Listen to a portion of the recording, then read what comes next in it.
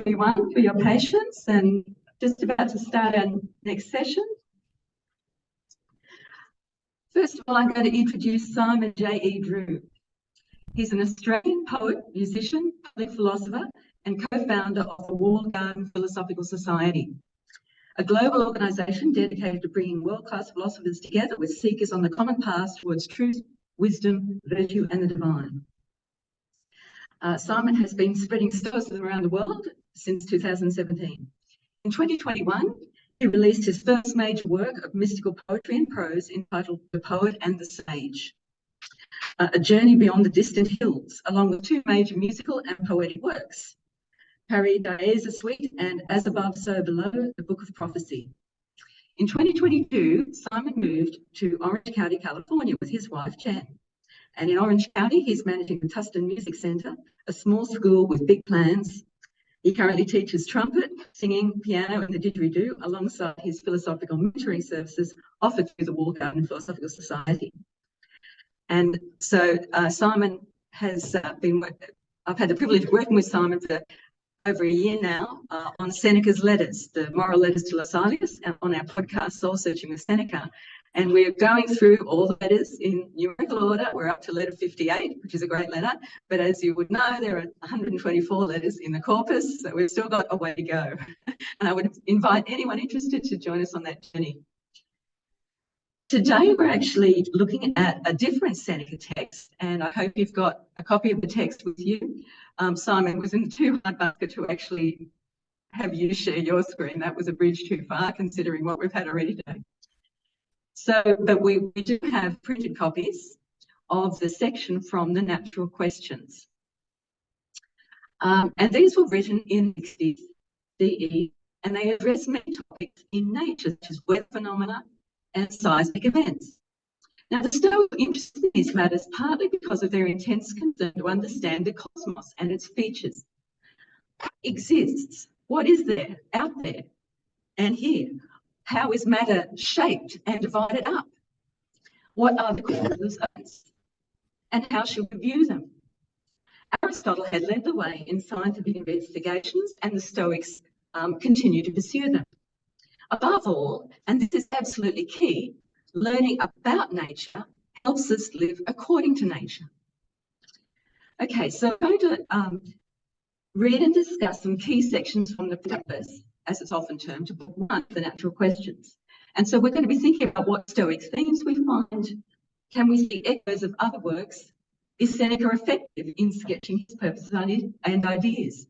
Now, I'm just an enthusiastic amateur about Seneca's Latin, but I thought since we had Tegan here, who's an actual professional specialist on Seneca's Latin, she will be able to offer insights that would help us today. Now, just for simplicity's sake, I'll do the reading of the English sections, and we'll do it section by section and then discuss. Okay, so section 1.4 is the first one. And Seneca here is explaining why he's pursuing these studies. If I had not been admitted to these studies, it would not have been worthwhile to have been born. What reason would I have to be glad that I was placed among the living? In order that I might digest food and drink, in order that I might stuff this diseased and failing body, which would soon die unless it were filled continuously, and that I might live in attendance on a sick man, in order that I might fear death, the one thing for which we are born? Well, you can have this invaluable prize. Living is not so important that I should even get sweaty and hot. So I'll hand over to Simon now, because I know this text, Natural Questions, is a special one for you. So maybe you can give us some commentary on that. Yeah, sure. Thanks, Judith. I will mention as well, my little trombone student is going to come on Sunday, so we've got more time, okay? That's good. Yeah, you know, this whole letter, I didn't start reading Seneca's Natural Questions until I was already kind of deep into the Stoic world and the Stoic community. And then when I came across these letters, and particularly this line, because we need to remember in this letter that he's written, he's explaining these questions about, yes, nature, capital N, but also about God, you know, which is what we're talking about here. And when he says this line, it just hit me so powerfully one day when I read this. If I had not been admitted to these studies, it would not have been worthwhile to have been born. To me, when I read that, and then when you think about a lot of the discourse around Stoicism today, which can sometimes be very reductionist, I have been there. I've been very reductionist in my interpretation of Stoicism and what it's all about, and how deep it really goes. But when you see somebody like Seneca saying essentially that if he did not start studying capital N nature, God, you know, it would not have been worth being born. We have to look at that and really sit with that line right there and really think about what it means for our study of Stoicism. Uh, I'll leave it there. Thanks, Simon. I'm going to Tegan to comment on the Latin. Is that opinion? Yeah, it's really interesting. The verb is admittere, and that's a passive verb. So he's not like it's almost like he's not making a decision. It's happening to him. He's not doing something; it's happening to him with that verb. And I think that there's an interesting. I think that there might be something interesting there in terms of it's almost like it's happened to him as part of some kind of broader plan or something like that. And also, I thought it was interesting this string of rhetorical questions, and they're really emphasized in the Latin. You get the repetition of ut, throughout, like ut tubus, ut hoc, ut mortem. And that's so emphatic, like, so that, so that, so that. And that repetition really is a well-known rhetorical technique today, but it really adds emphasis to what Seneca is trying to achieve here, I think. That's great, yeah. And I thought it was really quite amusing, the final sentence. You know, he's saying that bodily things really aren't even worth getting, you know, head up about. It's really things of the mind that he thinks are important pursuits. So section 1.6. And so Seneca goes on to illustrate what he's talking about here and what Lasalius is, where Lasalius is kind of at. Oh, and just a quick background word about Lasalius. We think he was a real person, but as far as I know, and you can correct me on this, Tegan, there is no independent evidence outside Seneca's letters of Lasalius having existed, which is actually reasonably unusual because usually Roman public figures are commemorated in inscription or somewhere else. Lasalius, there's no separate, although there's possibly an epic poem he may have written about Mount Etna or something.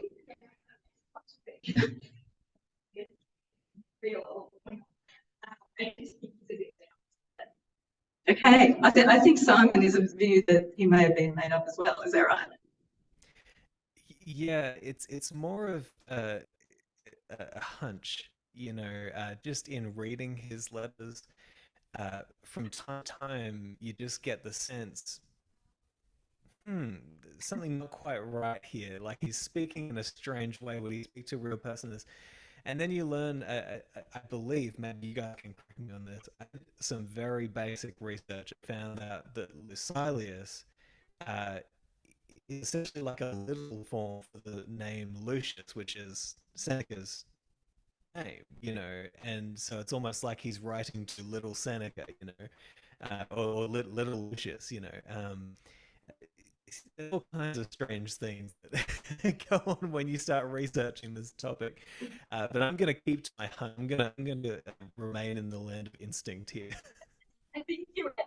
Like he's almost too perfect, almost too imperfect, I guess, because the whole point is moral improvement. But he's such a generic student. You don't get really much of a sense of who he is as a person.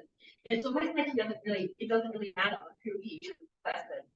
He's more of a vessel for these ideas about how to live a better life than you might currently be living. Yeah. Absolutely. Okay, so and sorry, just quickly, one thing on that. I think that's a really important point, and also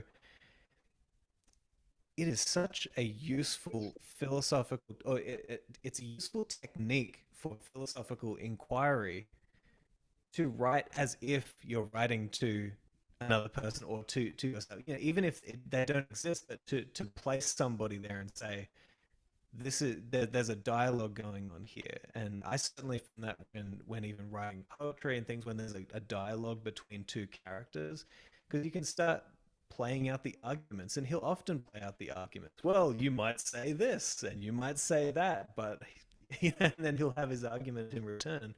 But I think as a technique for journaling or anything like that, it's so helpful. So I think good on him. It's probably a great technique that he was using there. I mean, it is. Look at what we have. Okay, I was just double checking that we're going online okay, and we are, so that's good. Okay, section 1.6. Seneca says, having good health is very different from being not sick. And I've just put an alternative translation there. There is a big difference between fitness and fair health. And then we get the direct address to Osiris. You have escaped the illness of the soul, Osiris. You do not present a false front. Your speech is not composed to suit someone else's policy. Your heart is not twisted.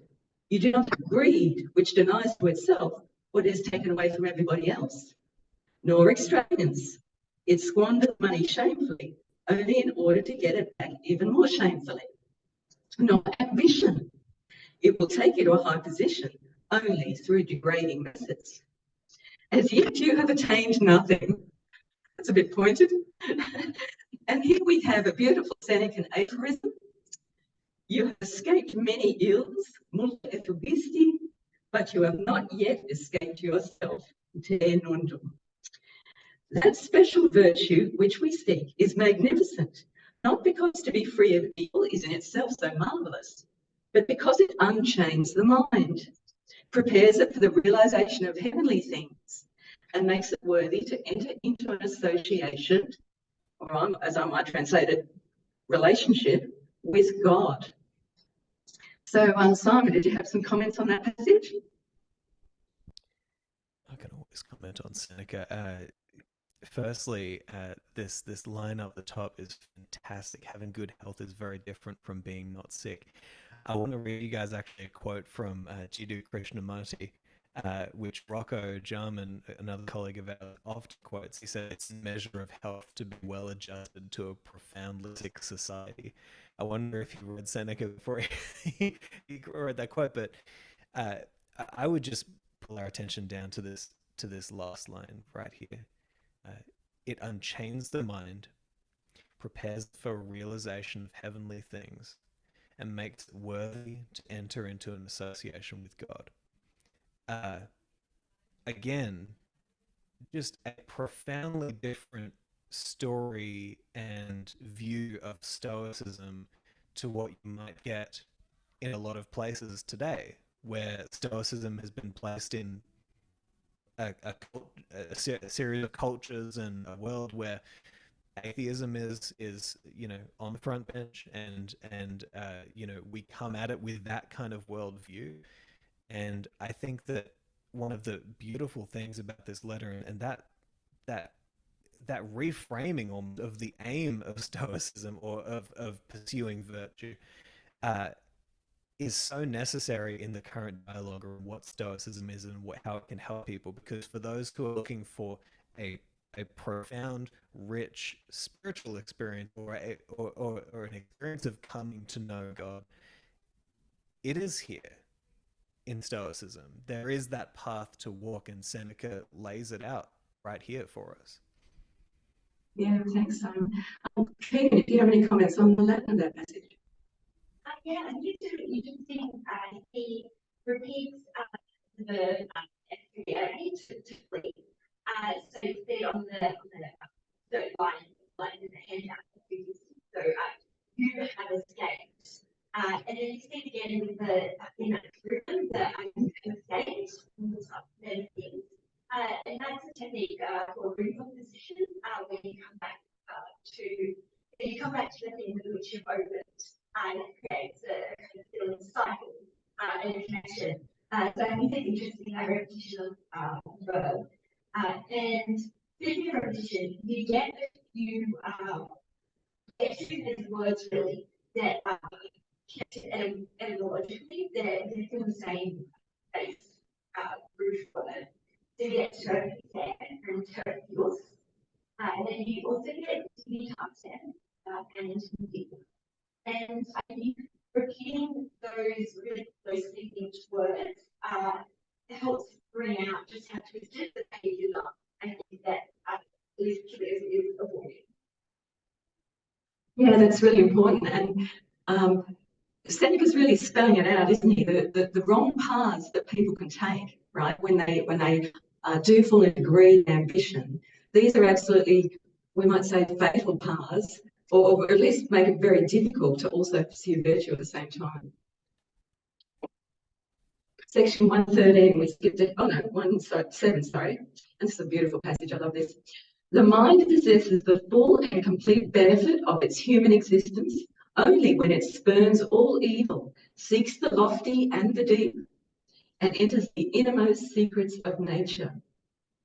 Then, as the mind wanders among the very stars, it delights in laughing at the mosaic floors of the rich and at the whole world with all its gold. I do not mean only the gold which the earth has already produced, but also the gold which has been preserved, hidden away for the avarice of future generations. What a beautiful passage. And I just noticed that where it's been translated as the innermost secrets of nature. And you can comment on this, Tegan. Sorry, I might get you to comment before I go to Simon this time. Sinum, naturas interiore, natura sinum. It's the very sort of nature, isn't it?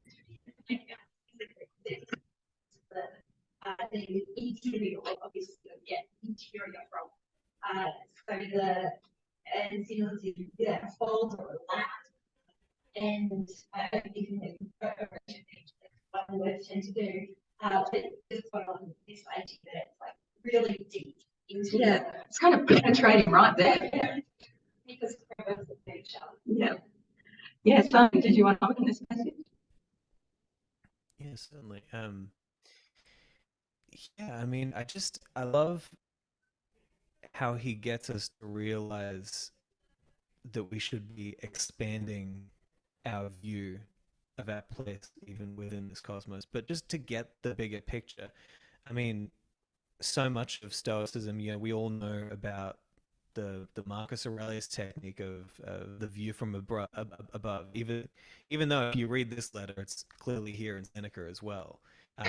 He says the same thing, to be looking throughout the cosmos. It's almost this idea that, to me, it appears to be this idea that we can travel to those places in our mind, and in doing so, that's, like he says, that's when we have the complete benefit of our human experience and these unique capacities that we have as human beings. You're not going to see a lion sitting there considering of the cosmos, although maybe they are at all times. Maybe we just don't know. But to me, I love the richness that he's giving us here, this view that can, through this philosophical path, come to the place of, oh, I've arrived. I'm experiencing what it is that I'm supposed to be experiencing as a human being with these reasoning capacities. And what I'm experiencing is my mind is expanding to the size of the universe to be able to see how immense this is, how beautiful it is, how rational it is. But yeah, that's where I'd leave it. Yeah, it's so beautiful. But also, I would also point in this passage to the fact that Seneca's saying that if you take this perspective, you're going to think such things as elaborate mosaic floors, expensive material goods. Well, how do they compare with the display of the heavens? You're going to despise those expensive material possessions in comparison with the great gifts of the cosmos. And just, in relation to the gold of future that's going to be mined by future generations, I couldn't help thinking that we're at a point now in our society where you've got a lot of exploration around rare earths and the absolute depths of the sea are being plumbed for apparently these minerals, which are apparently vital for the next stage of our, again, material progress. Judith, I wonder if it just as a quick tangent here.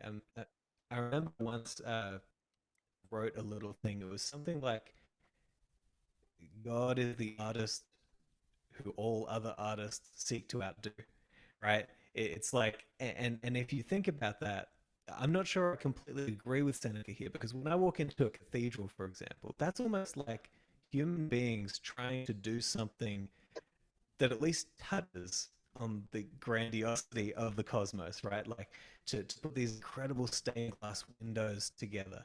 Yeah, the mosaic floors, you know, the pillars that go up and kind of mimic being in a rainforest with these giant trees above us and the canopy above. Uh, I think it's when we move away from that cosmic perspective that pulls us towards that kind of artistry, that kind of work that takes a lifetime. It's when we move away from that kind of perspective that, yeah, I mean, we start getting casinos, right? Casinos all of a sudden are the things that we spend billions of dollars and many years to construct towards the gods of our desires, right? And there's something kind of shallow in that. Even though you can still walk into a casino and think, wow, look at this architecture. But you walk into somewhere where you know that the people who were building it had this cosmic perspective of, I want to do something grand in service of and in worship of how beautiful everything else around me is. I think we need to find our way back there. Then we wouldn't actually think that mosaic floors are so nothing, you know. Good point. Yeah. Okay, 113.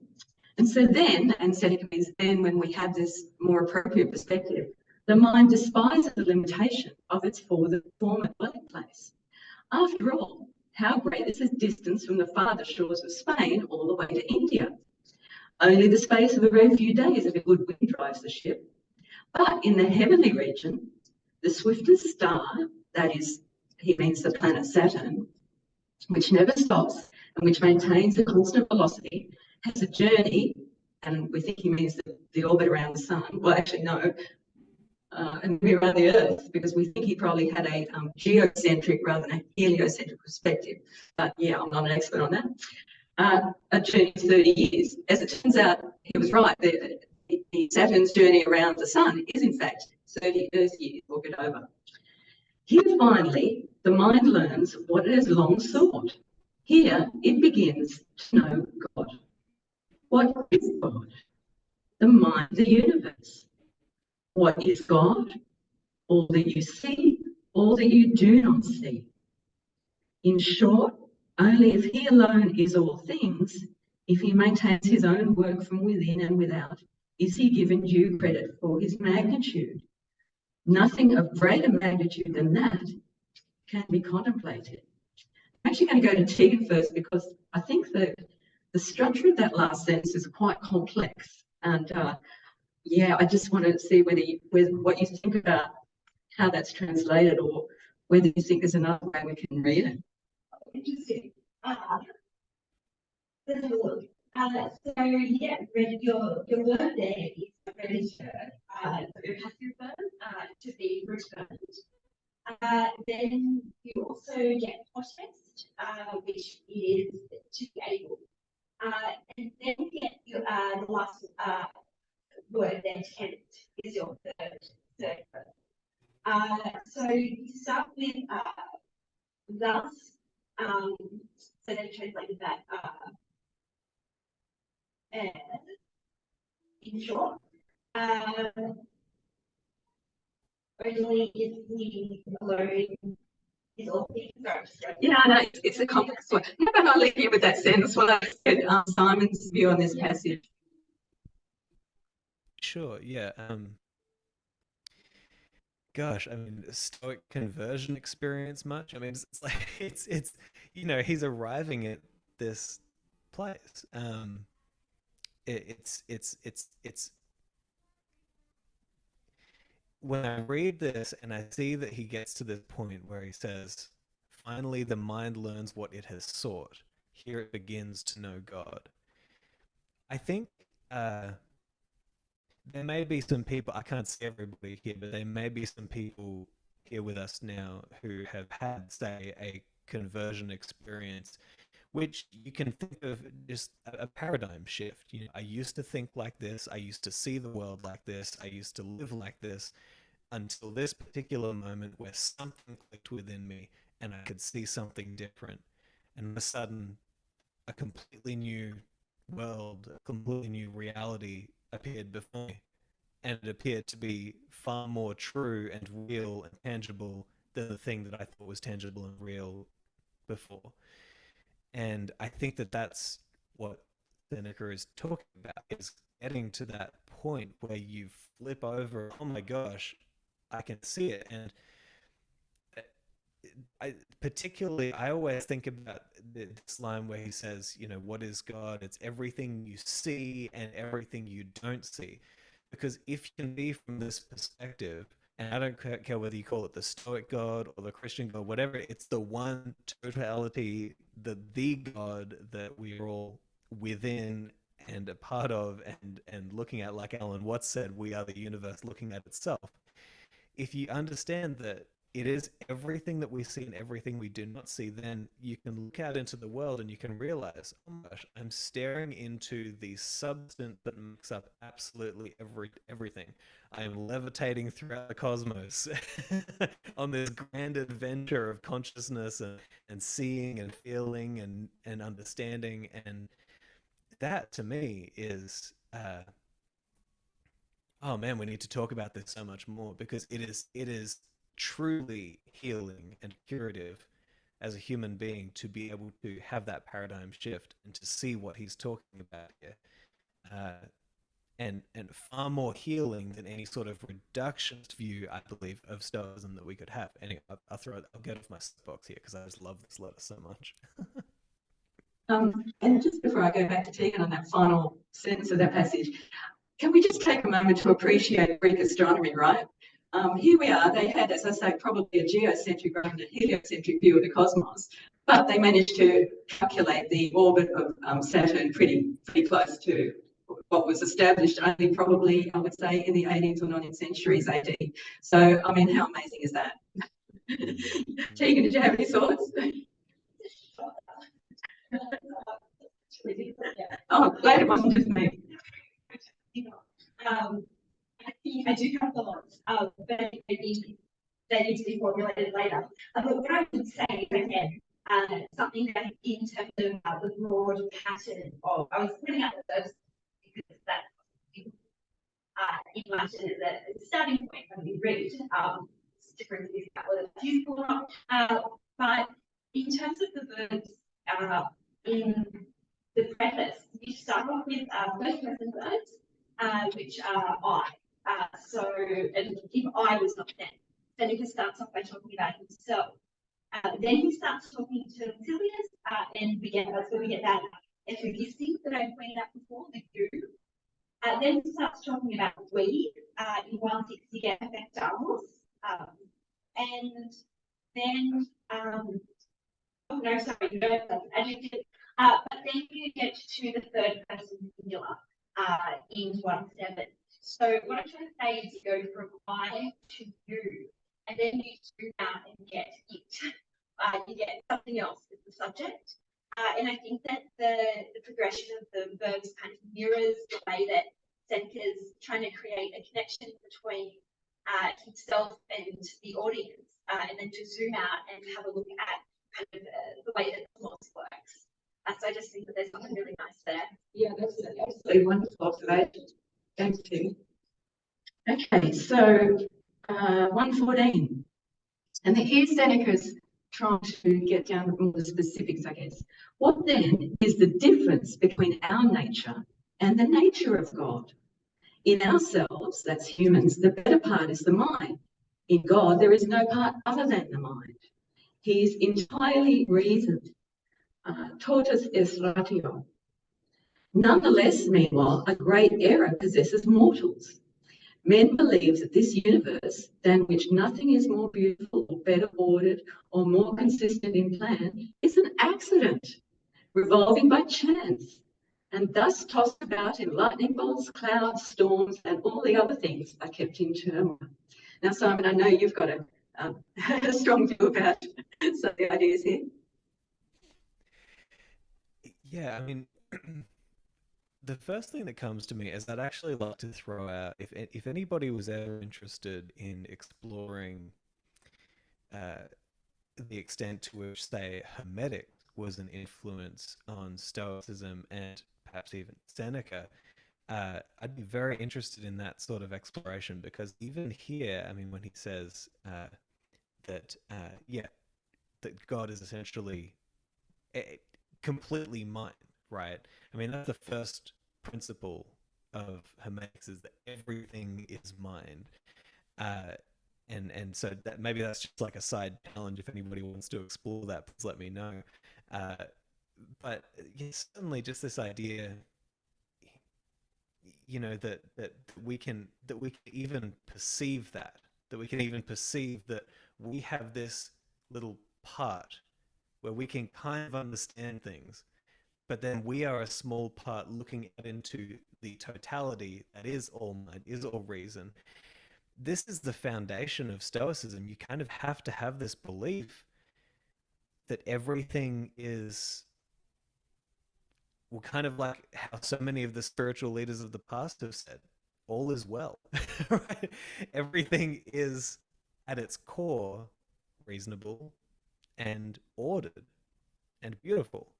Uh, and man, I know it's so tough to believe that. And I constantly, I know many of you probably do this as well, go between feelings of despair and feelings of peacefulness in remembering that, or coming back to this belief that we do live in a well-ordered cosmos. But it's a tough one. I don't know. Maybe Judith and Tegan, you could speak to this as well. Whether it's as difficult for you as it is for me to actually believe that sometimes, or how you return to that. Yeah, if it is your belief. Yeah, thanks, Simon. So just, I think it's important to recognise too on this passage, the main people I think that Seneca is referring to who believe that everything happens by accident are the Epicureans, because they believe that events occur because of random collisions of atoms. And for the Epicureans, there was no ordered cosmos. Everything just happened by chance. So I think that's the particular target of Seneca here. What would you say, Tegan?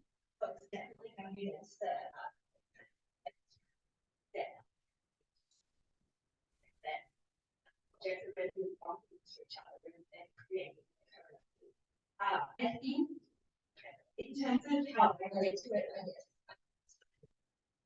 the idea that we have to make the mistakes is really important as far as I understand it in physics. This idea that everything in the universe is created at the same material, and that this is how we can be so similar to God, because God is nature and we are a product of nature. And I'm not sure if I believe that the universe is important, but I do find the idea where all, I guess you can say molecules, or we're all made of atoms, which meant something different for Epicureans. But I think the idea that we're all kind of made up of the same stuff as the planet and the universe. I think that there's something happening. Yeah, I mean, we're at home in the cosmos because, well, we kind of are the cosmos. I might go on and read the last sections together, and then we'll discuss those. But Seneca's he's very concerned to dispel this erroneous idea about random things happening. Nor does this nonsense exist only among the common people. It also infects those who say they have knowledge. There are some men who conclude that they themselves have a mind, indeed a provident one, evaluating situations, both their own and other people's, but the universe in which we also exist, they presume it's lacking in plan and either moves along in some haphazard way, or else nature does not know what it is doing. So just on that section, I think where Seneca says, this erroneous belief affects those who say they have knowledge.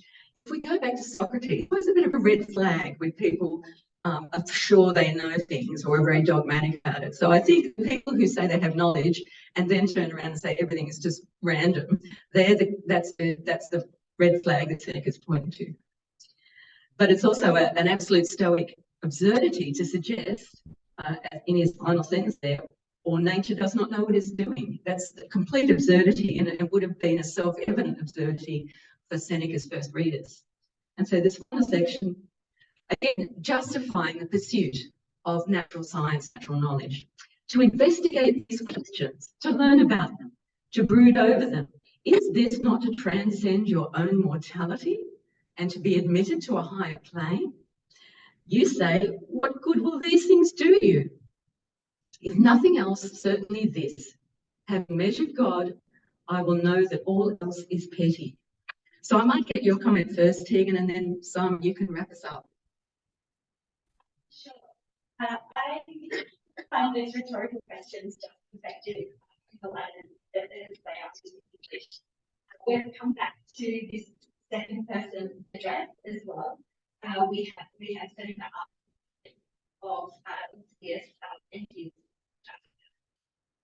I guess he's engaging with the audience again by saying you. Yeah, and I also think that sorry, I lost my notes. But I just think that yeah, this idea, like you said, that the universe is just working in a haphazard way is definitely what embrace among us. And the first story. And also, like you said, Judy, that as a sapientia, in one of the things that it exposes to state sapientia is the key word there, and his use of it is really flagging the idea that people who say that they understand, or say that they have reached this state of being a sapiens. Yeah, there's again a red flag. Yeah, I don't think the actual sage or wise person would make that claim to be so. Yeah, Simon, do you want to comment on this passage and maybe make a concluding comment? Sure.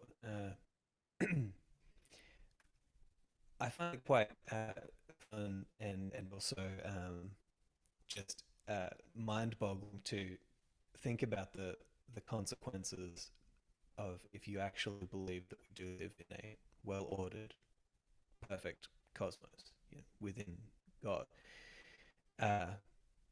Because on the one hand, he is complaining, reasonably so, you know, that there are these people out there who say they have knowledge, but then the one thing that seems so plain to Seneca, you know, they can't see it. You know, we can certainly see that today. But then if you really believe that we live in a well-ordered cosmos, you can't go pointing fingers, you know, because it's like, well, they have their place too. But then you can get stuck in this kind of back and forth of, well, should I act? Well, if this was a well-ordered cosmos, then I don't just know what to do and I can just go and do it. Or maybe I should hang on, pause. I'm not going to condemn these people. It's just, it's a very interesting place to find ourselves at, I think. And it makes every decision that you make all the more it makes it more and more necessary for us to consider how we are living our lives, I believe, and what the implications of this idea on who we should be and how we should be. But also just this last line here that we've read. If nothing else, certainly this, having measured God, I know that all else is petty. I think there's that way of thinking, although I think it is correct, you know, because there's this idea, perhaps you find this in Christianity as well, right? That to truly align our values, you have to put something at the top, and that thing at the top is God, you know. And I think that the same sort of thing happens here once you finally get to that point where you can see that, you can you can understand how God fits into the picture of this philosophy, it is the keystone then of a value system and what you think is important and what you think is not. Then I also want to share this, that there's that great Zen story. I think it's a Zen story of this guy. He sells cigarettes on the side of the road for a living in India, and then he goes up to the mountains and he goes to see a guru, and he spends 10 years with a guru in a cave. And becoming enlightened, he comes back down and he keeps on selling cigarettes on the side of the road because it's like, well, what else am I going to do, right? I think it's easy to fall into the trap that I certainly fell in when I started studying Stoicism, where you do start to kind of just act as if everything else is beneath me and the lofty thoughts of mine, that sort of thing. And it's just not true. I think that it actually, if anything, it brings you to it should bring us back to a feeling that everything is vitally important and vitally beautiful in every moment, no matter where or when, it offers the opportunity for us to do something meaningful and rich. And so, I don't know. I think there's just so many in this kind of thinking. There's so many ways that we can go off track, even though it seems as though it should be an all-encompassing. Now I'm fine and perfect and dandy, but no, many pitfalls ahead. Yeah, that's why there's 124 letters in the letters to your silence. It's not just a fix and forget. Look, thank you, Simon, and thank you, Tegan, for your contributions. You can see how wonderful Simon's perspective as a creator and a poet is. And thank you so much, Tegan, for your contribution as a Latin specialist. If you'd like to just listen to Simon and me, riffing on these letters, then please check out the podcast, Soul Searching Seneca. We're up to letter 58. There's a long way to go. So thank you both very much. Thank you, Simon. Such a pleasure. Thanks, Tegan and Judith. We need to get something going on the podcast soon. Let's make this happen, okay? So, Sounds good.